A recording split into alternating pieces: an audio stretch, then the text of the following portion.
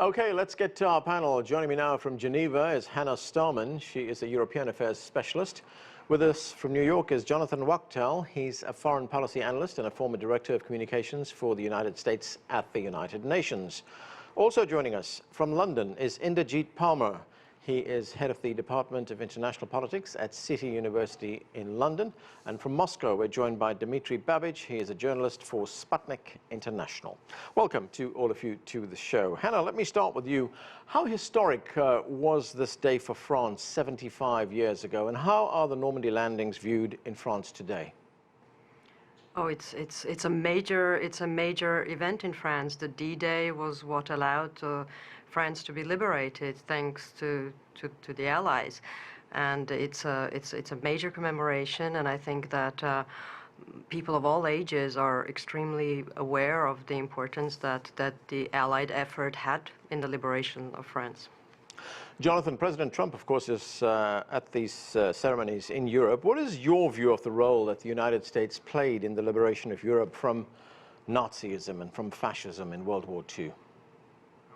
You know, and if you look at the pictures that you're seeing of the gravestones and the crosses and stars of David that are on the landscape there as the backdrop to the events there, you see the American sacrifice there, that Americans lost their lives in large numbers trying to liberate France, trying to put an end to Nazism. So it's, you know, a very important thing, and also a sign of the time at that period, that juncture, of this willingness of that generation to step up and pay the ultimate sacrifice to ensure that there would be liberty on the European continent. All right, let's go to London to Inderjeet. And Inderjeet, this may be the last major D-Day that will be attended by the last of the veterans, actually, who fought this battle. What are your thoughts on this D-Day?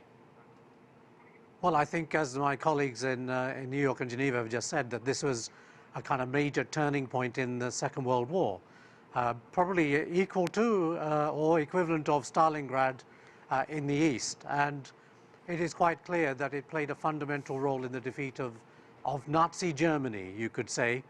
Nazism itself, you know, is a major political and ideological force. Remnants of it continued into the Cold War as well. And we know that there was a policy of appeasement prior to the outbreak of war. So I think when we look at Nazism and D-Day, it was a fundamental turning point, but I'm not sure that it was the final death knell of Nazism itself, because we know that when the Cold War broke out, the far right and other elements of the right continued to operate at some level or other, and we know today that they are in a period of resurgence as well. Right, I want to talk about that a little later in the show, but let me go to Dmitry Babich in Moscow. And Dmitry, President Vladimir Putin was at the 70th anniversary of the D-Day commemorations, but he's not there this time. The Soviet Union, of course, played a huge role in defeating the Nazis. How is D-Day viewed in Russia? Well, of course, that D-Day is viewed very positively, because I agree with Inderjeet that it was the equivalent of the Stalingrad battle in the East. You know, the D-Day, the landing of the Allies in the West, played a crucial role in defeating Nazism, and everyone in Russia knows about it. Everyone knows the names of Generals Montgomery and Eisenhower. I wish more people in the West knew the names of Marshal Zhukov and Marshal Konev, you know, the liberators of Europe from the East, who are hugely respected in Russia, but whose memory, unfortunately, is sometimes insulted in the countries like Ukraine or Latvia. So in Russia, the landing of the Allied troop is viewed very positively. As for the absence of our president in France, well, formally he was not invited, because it's going to be commemorated at the level of the prime ministers. But of course, there is a bitter feeling in Russia. A lot of people suspect that the idea behind it is that Russia was somehow not a part of the forces of good in fighting Nazism. And that, of course, is viewed very negatively by the majority of the population here. Jonathan, I'm wondering if you could just address those feelings that they feel in Russia. Do you think Russia has a valid complaint against the fact that they were left out of this? You know, I don't see it as being left out necessarily, and honestly, I wasn't part of the protocol on putting the events together. Certainly, Vladimir Putin taking part on the 70th anniversary was a sign and an acknowledgement of Russia's sacrifice, and not just Russia, the Soviet troops overall, the Soviet Union taking part in the fight against Nazism. Certainly, Stalingrad is arguably maybe even the most significant battle of World War II against Nazism and a turning point. So I understand the sensitivity in Russia.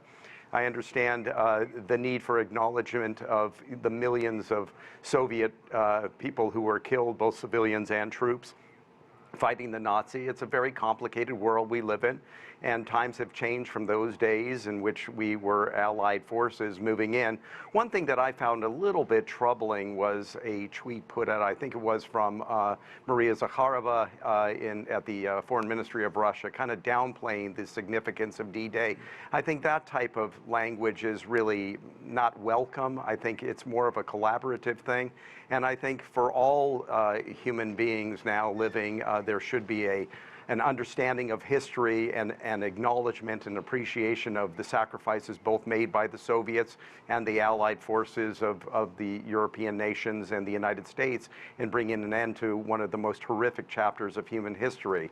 So I think we should put the rhetoric aside and look at the achievements of all parties who took part in defeating Nazism and celebrate it both in Russia and the United States and in European nations, and Australia and other parts of the world. Right. Hannah Starman, these 75th anniversary commemorations have been taking place for several days right now. They do come at a time when there are tensions between United States President Trump and European leaders over things like trade issues, defense expenditure in Europe. How much did that hang over these events as a reminder that times indeed have changed? I would just like to return for a brief moment to the invitation of President Putin. From what I know, he's currently hosting the Chinese president, so I think that it wasn't that he wasn't invited or that he was explicitly excluded, but he had something else scheduled for these days. And I agree with Jonathan. I mean, this is an extremely important chapter in European history, and we have to acknowledge the contribution of everybody. And we all know how much Russia sacrificed, and nobody's denying this extreme effort that Russia put in liberation of Europe. Now, as to how much the current tensions hang over these, I think at least the French president, the current French government, I think all those are people who have such an immense sense of history that trade issues will not come into that. I mean, this is above that. As Jonathan said, this is something that that is above all other issues that may be creating tensions right now. I mean, this is not a political issue. This goes way further than that. Jonathan, this is what President Trump said at one of the ceremonies. Let's watch this. Our cherished alliance was forged in the heat of battle, tested in the trials of war, and proven in the blessings of peace.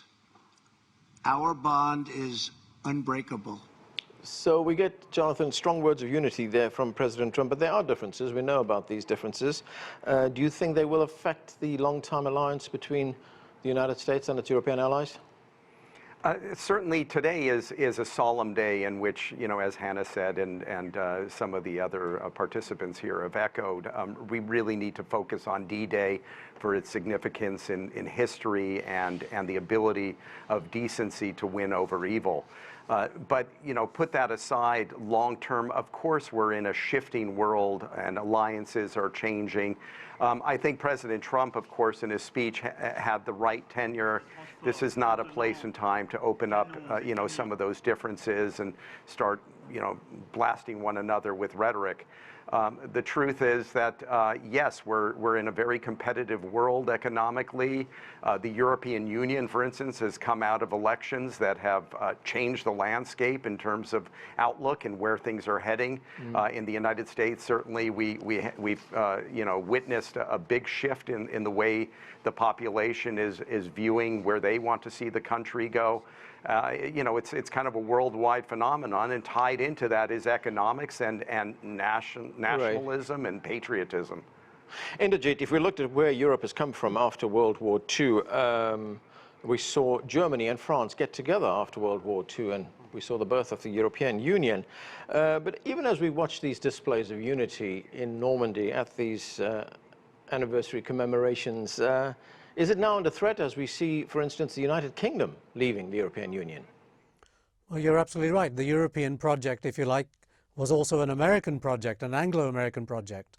But I think Britain's attitude towards Europe was always somewhat ambivalent and instrumental. And I think there was a desire in the long run for Britain to remain a global power and to try to retain as much of its kind of broadly global or imperial role, with the hope that an alliance with the United States would enable them to continue that.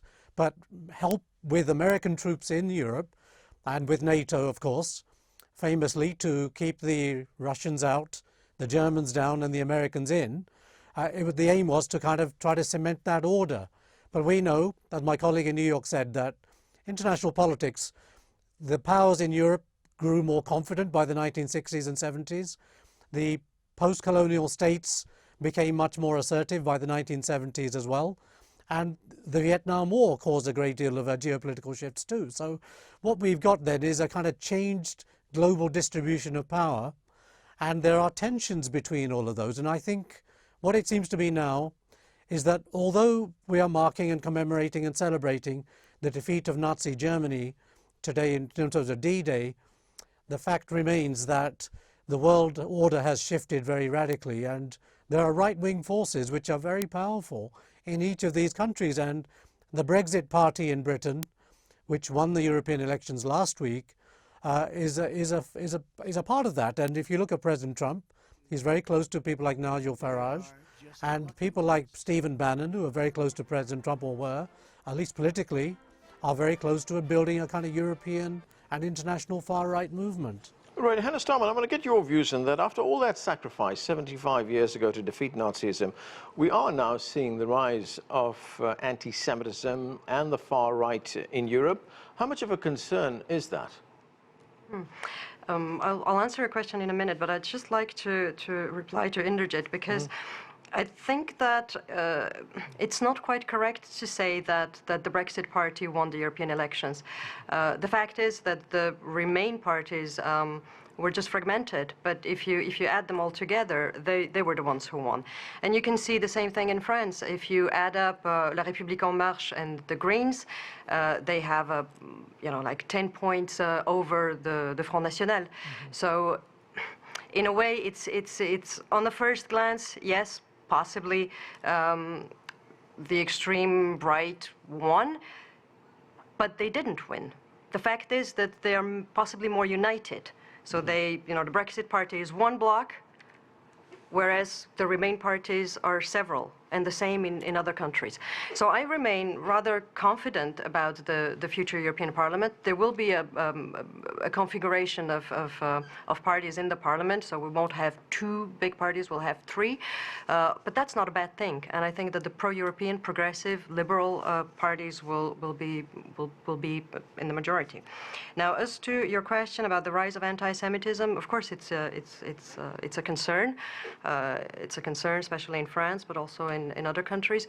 But I'm also very much encouraged by the European elections results. If you look at Germany, AfD didn't do very well, or didn't do well at all. The Greens did well, CDU did well. So I think that there is possibly, because of the history that we know, also an awareness about where all this could lead that wasn't there in the 30s. So I don't think we can really compare the two periods. Dmitry, go ahead. Well, I just wanted to say, to make things clear, the meeting between Putin and Xi Jinping was scheduled in Moscow after it became clear that President Putin would not be invited to France. I'm sure that if there was an invitation for Putin and for Xi Jinping, they would have come to France because Russia and China, numerically, if you look at the losses in the population, Russia and China, I mean the Soviet Union and China, of course, they lost more than anyone else.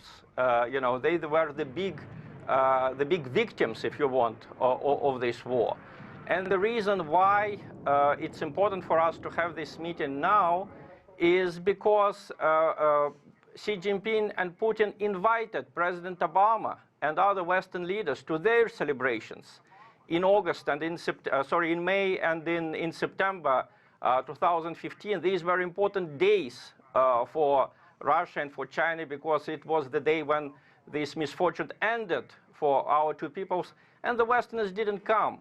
So I think there is a feeling of bitterness that we feel about Putin and Xi not being invited there. Talking about Europe, I think it's important, all the issues that were raised, and I share the concern about the rise of anti-Semitism and ultra-right. But if we look at the European Union, you know, is it so progressive? Look, the European Union wholeheartedly supports the governments in Ukraine, in Poland. In Ukraine, they passed a special law which makes it impossible to criticize the so-called Ukrainian insurgent army, which helped the German Nazis to destroy Jews in Ukraine. So that is a major concern for Russians. We see it this way, not just the outright parties in Europe, but the mainstream in Europe. Is it so sinless as we have got accustomed to think? This is a big question. You know, since 1989, since the reunification of Europe, if you want, the European Union took part in several unjust wars, such as the war in Iraq, such as the war in Libya. So it's a big question how clean of all of the dirty past Europe has become after all of these years. Jonathan, what do you make of these points that Dmitry has been talking about there? We also heard from the Russian Foreign Minister, Sergei Lavrov, talking about the commemorations, and he said that there are, and I'm quoting him here, he said there are false interpretations of history where the main credit for defeating the Nazis goes to Western countries. Is there a narrative in the West, Jonathan, that doesn't give enough credit to the Soviet Union, or in this case to Russia? Certainly what Dmitry said about the sacrifices made in Russia and China is absolutely accurate in terms of sheer numbers, in terms of the losses. In terms of Russia, it's a complicated issue because of Stalin's alliance with Hitler and then the Russians getting caught by surprise when the Nazis invaded. And that, of course, created huge losses for the Russians until they could recover and fight back. So there's a complicated history there. And Dmitry, with all due respect, I understand that you have every basis to launch criticism against the West in terms of participating in the wars in Iraq and so forth. But let's not forget what Russia has done in Syria. I've said my bit there. Now, moving on in terms of appreciation of the sacrifices that Russians and other Soviets made in World War II. I certainly grew up studying history in public schools in the United States, fully appreciative of Russia's role in terms of fighting the Nazis on the Eastern Front, and certainly their participation in the liberation of the concentration camps. So I don't see an issue there. In this particular instance, if indeed there was an active, and my apologies, I just have not looked into this enough and can't speak to the accuracy of the accusations here. If there was a deliberate attempt to leave Xi and Putin out of the ceremonies, I don't think that's right-minded. I think indeed the Russians and the Chinese, who were major players in World War II and arguably the biggest players in World War II in terms of sacrifice, they should be there. And I think it was the right thing for Vladimir Putin to invite President Obama and European leaders over to commemorate the great victories of World War II accomplished at the hands of the Russians. So I think we have to be a little bit more mature in how we look at history, and certainly more evolved and a little less nationalistic, even though, obviously defeating an enemy and the sacrifices made, certainly from my perspective, by Americans is something to celebrate and to acknowledge and be proud of. The various nations that had to fight and their brothers and sisters who died in battles, they have to be commemorated equally. So let's be fair-minded here. Hannah Starman, one other thing I want to talk about while we observe these commemorations and see those pictures coming from the United Kingdom, coming from France as well, is that for many it was not a glorious liberation. I mean, we focused here on the military and the losses that the military sustained, but French civilians also paid a very big price, didn't they? Yes, of course. I mean, it was a terrible war, and France was occupied, and we know that this is also one of the dark chapters in French history, because there was a collaboration of the Vichy government and deportation of French Jews and non-French Jews, even more so.